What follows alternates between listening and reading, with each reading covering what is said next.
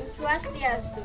Perkenalkan, nama saya Kada Setiawati dari kelas B1 Denpasar, presensi 5 dengan NIM 2211031064. Halo adik-adik semua, bagaimana kabarnya hari ini?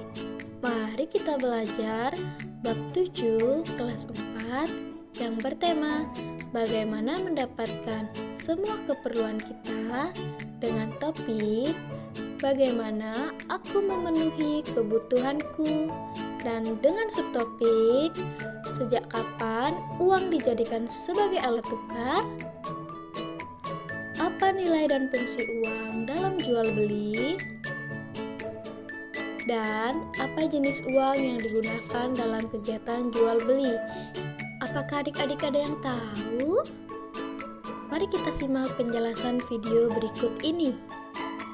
Dalam kehidupan, manusia membutuhkan berbagai barang untuk memenuhi kebutuhannya sehari-hari. Dari mana kalian mendapatkan semua keperluan tersebut? Mari kita bersama-sama menyimak percakapan di atas. Kamu beli apa, Mia? Aku membeli telur dan tepung untuk ibuku. Aku juga membeli kebutuhan rumah yang sudah habis sesuai catatan dari ibu. Dari percakapan di atas, Ibu Mia membutuhkan telur dan tepung untuk membuat kue. Ibu warung menyediakan kebutuhan tersebut, dan Ibu Mia memerlukan ibu warung untuk memenuhi kebutuhannya sehari-hari. Bagaimana aku memenuhi kebutuhanku? Jadi adik-adik, salah satu cara manusia untuk memenuhi kebutuhannya adalah dengan bekerja. Nelayan bekerja di tengah laut untuk mendapatkan ikan, petani bekerja membajak sawah untuk menghasilkan padi yang dapat dikonsumsi atau dimakan, namun ada kalanya kebutuhan manusia tidak dapat terpenuhi. Mari kita berkenalan dengan uang. Awal digunakannya uang tidak diketahui pasti. Setelah masa barter ditinggalkan, manusia mulai menggunakan barang sebagai alat tukar. Namun, tidak semua barang bisa dianggap sebagai uang. Syaratnya adalah berharga dan setara dengan barang yang ditukar. Nah, adik-adik, ini adalah contoh benda yang memiliki nilai tukar yang setara yang digunakan oleh orang-orang zaman dulu, seperti beras, perhiasan, kulit kerang, kulit hewan, ikan, dan gigi paus. Tetapi adik-adik, karena keterbatasan jumlah, maka pertukaran barang ini mulai ditinggalkan. Perdagangan atau tukar-menukar mulai berkembang. Ada sebuah masa ketika logam mulia seperti emas, perak, dan perunggu menjadi pengganti uang barang sebagai nilai tukar. Lalu, mengapa uang emas ditinggalkan juga ya? Jadi adik-adik, emas dianggap memiliki nilai yang tinggi dan tidak semua barang senilai dengan nilai tukar uang emas ini. Nah, contohnya, seekor ayam dianggap memiliki nilai tukar rendah dari emas. Nah, uang emas masih digunakan, namun tidak secara umum.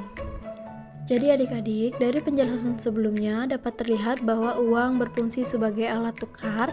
Jadi, nilai dan fungsi uang dalam jual beli itu ada dua. Yang pertama, fungsi asli. Uang sebagai nilai tukar digunakan sebagai nilai yang dapat ditukarkan untuk mendapatkan suatu barang atau kebutuhan. Dan fungsi turunan, uang sebagai alat pembayaran untuk membayar tanpa ditukar dengan benda, jasa, atau barang apapun. Jenis-jenis uang. Berdasarkan pengelompokannya, jenis uang dibagi menjadi 4. Yang pertama, berdasarkan bahan pembuatannya. Ada uang logam dan uang kertas. Uang logam terbuat dari logam, emas, atau perak, dan nominalnya kecil seperti Rp100, Rp200, dan Rp500. Sedangkan uang kertas dibuat agar tidak mudah robek, luntur, dan tahan terhadap air. Nominalnya besar, contohnya Rp10.000, Rp20.000, Rp50.000, dan Rp100.000.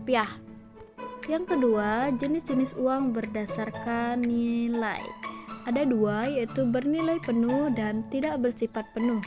Yang bernilai penuh merupakan uang yang nilai intrinsiknya sama dengan nilai nominal. Misalnya, nilai emas pada uang logam 500 bernilai sama dengan nominalnya. sedangkan yang tidak bersifat penuh yaitu nilai intrinsik lebih kecil dari nilai nominal. Biasanya terdapat pada jenis uang kertas. Yang ketiga ada jenis-jenis uang berdasarkan lembaga yang menerbitkan. Yang pertama, uang kartal diterbitkan oleh Bank Sentral yaitu Bank Indonesia serta digunakan oleh seluruh masyarakat dalam bentuk logam dan kertas. Nah, sedangkan uang giral diterbitkan oleh Bank Umum dalam bentuk cek atau biliet giro. Yang terakhir yaitu jenis-jenis uang berdasarkan kawasan. Yang pertama, uang lokal hanya berlaku di suatu negara tertentu, misalnya mata uang peso hanya dapat digunakan di negara Filipina. Yang kedua, uang regional berlaku di suatu kawasan yang lebih luas daripada uang lokal, misalnya mata uang euro dapat digunakan untuk beberapa negara yang ada di benua Eropa, seperti Jerman, Spanyol, Australia, dan lain-lain. Nah, yang terakhir yaitu uang internasional berlaku di seluruh dunia sebagai standar pembayaran, contohnya yaitu US dollar. Syarat uang.